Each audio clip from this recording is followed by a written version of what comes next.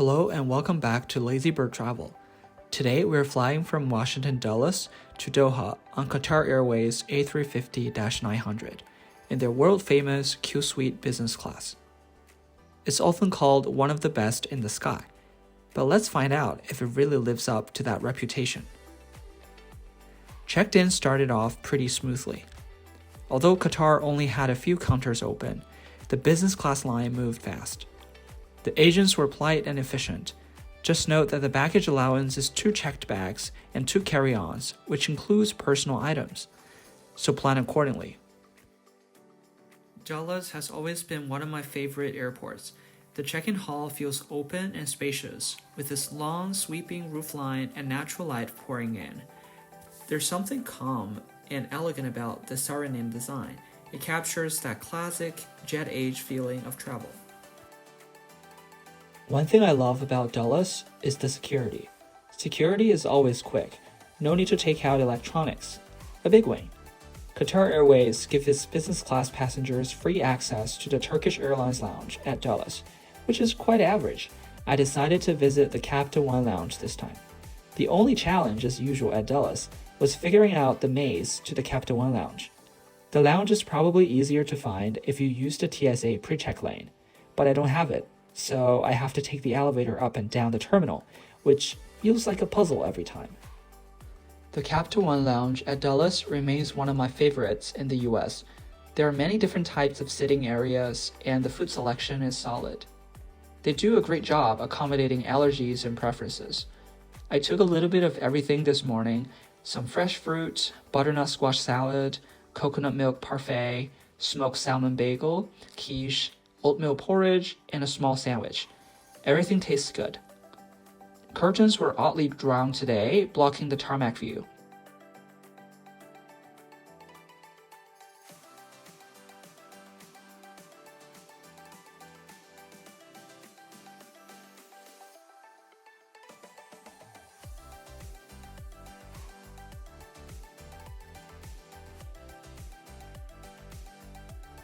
The restrooms are quite spacious and beautifully decorated, but there are only a few of them, so it does get crowded in the afternoon.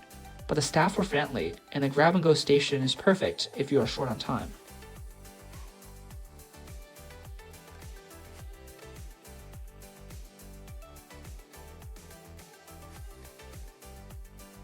Today, flight QR710 is operated by A350-900. Registration number Alpha 7 Alpha Mike Golf. There are 36 Qsuites in the business class in 1-to-1 configuration and 247 economy seats in 333 configuration. The total flight time today is around 12 hours. I was seated in 9A, which is at the end of the business class cabin and rear facing. So as you can imagine, there's quite a bit of traffic during boarding.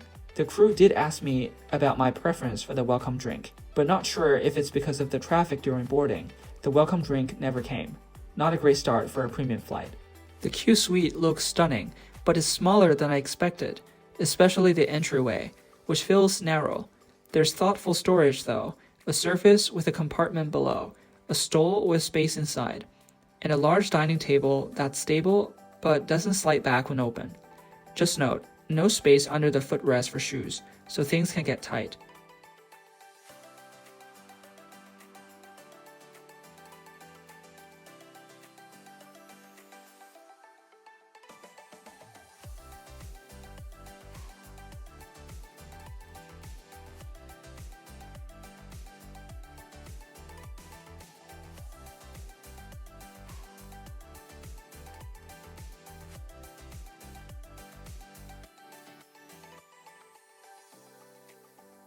About 40 minutes after takeoff, cold nuts and drinks were served. I ordered a pineapple margarita mocktail. The drink had salt on the rim, which was unfortunate.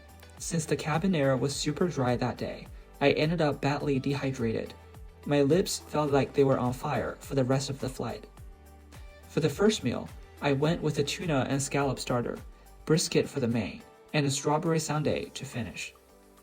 The lobster and avocado amuse-bouche was excellent, fresh and balanced. The spiced butter that came with the bread also tasted amazing. The tuna and scallop appetizer had nice textures, Scallop is sweet, though tuna less so, but overall flavorful. The brisket was tender and comforting, though a bit salty and not as impressive as the lamb I had a long time ago in 2019. Dessert took a while. The sundae came rock solid, but once softened, it was delicious. Still, the whole meal leaned a bit salty, and dehydration made it worse. Qatar provides pajamas and slippers. The slippers were silky but thin, and the pajamas felt a bit rough to the touch, so I didn't change the pajamas they provided. The amenity kit, though, had a classy design and diptych products: a lip balm, a body lotion, a small diptych fragrance sample, a face cream, and socks and eye mask. Great selection of products and a nicely designed leather pouch. Bathrooms were well stocked, with toothbrushes, razors, and toilet seat covers. Small details that make a big difference.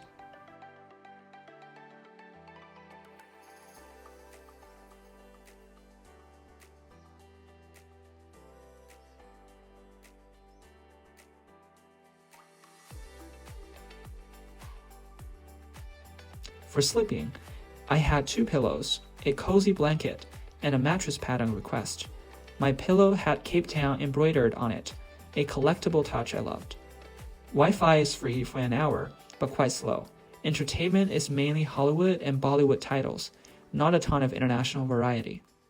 The headphones were decent, though not top-tier noise cancellation.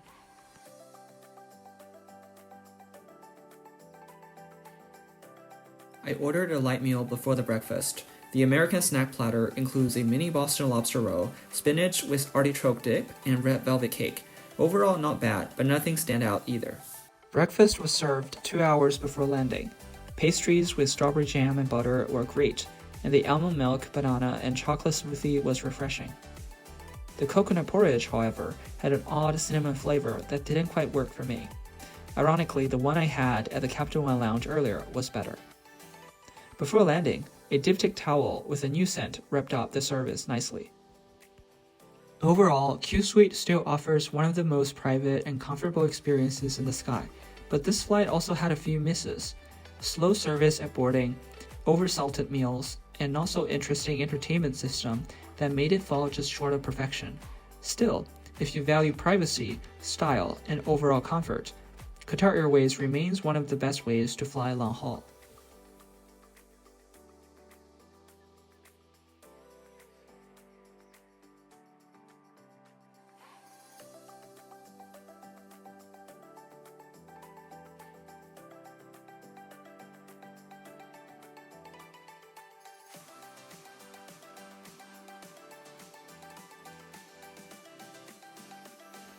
Upon arrival, passengers in business and first class get access to a small arrivals lounge. Light snacks, juice, and fast-lane immigration is provided. It's simple but convenient.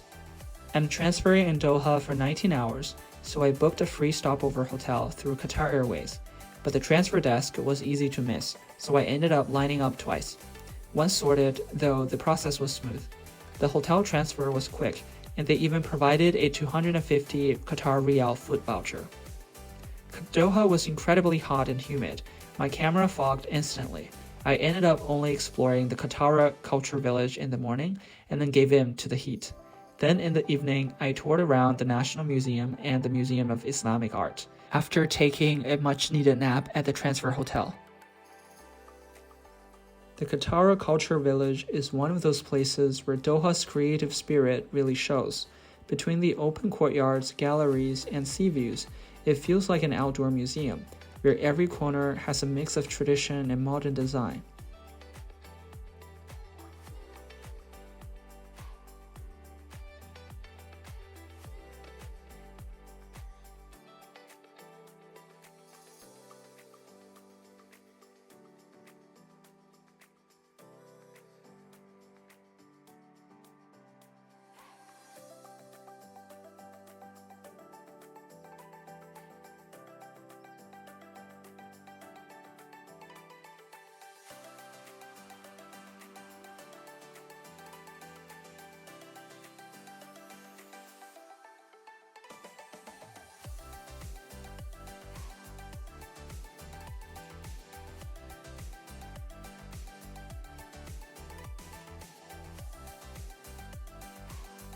The Museum of Islamic Art is one of Doha's most striking landmarks, designed by IMP, the same architect behind the Louvre Pyramid in Paris.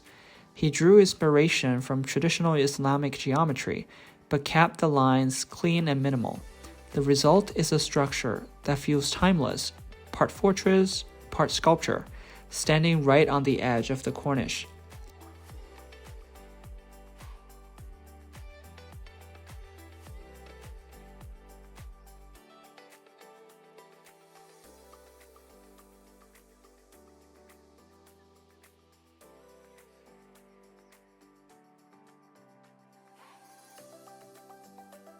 Inside, soft lighting filters through the geometric windows, casting shadows that shift throughout the day. It's a space that feels peaceful, almost meditative.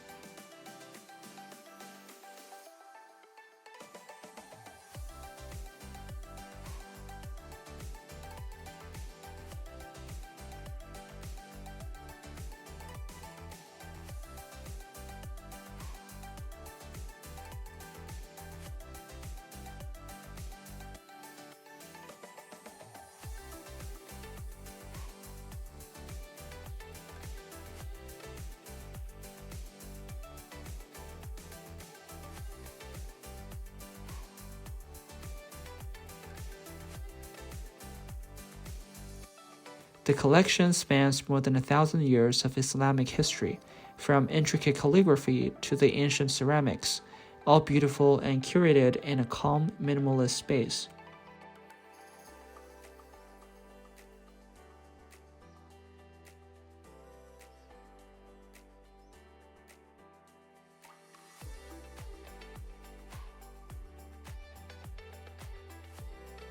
Stepping outside, you are met one of the best evening views in Doha. The skylines shimmering across the water, its glass towers glowing softly against the fading light. From here, you can see how old and new Qatar meet, the museum's stone arches framing a city built for the future.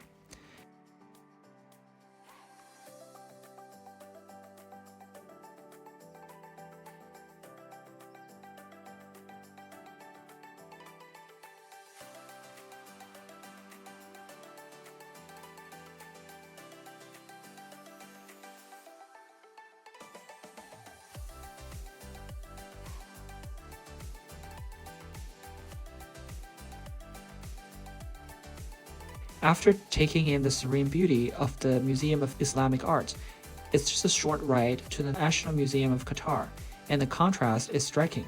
While the Museum of Islamic Art feels calm, minimal, and geometric, the National Museum is bold and organic, designed by Jean Nouvel to resemble the desert rose, a natural crystal formation found in Qatar's deserts.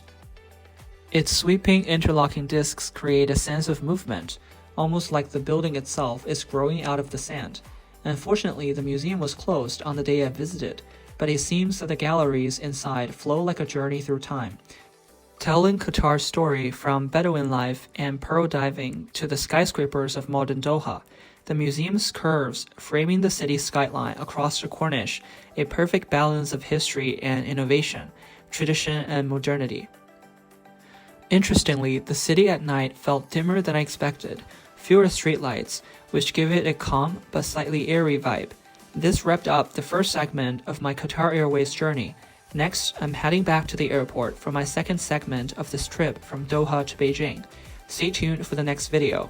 If you enjoyed this video, don't forget to like, subscribe, and let me know in the comments which airline you'd like to see next. Thanks for watching, and see you on the next flight.